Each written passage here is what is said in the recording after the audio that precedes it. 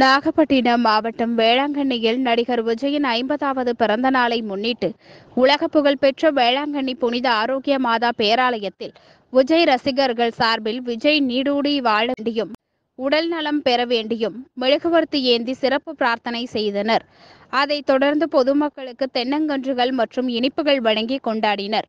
பின்னர் ஏழை எளிய ஆதரவற்ற சுமார் 500 பேருக்கு சுட சுட சிக்கன் பிரியாணி வழங்கப்பட்டது.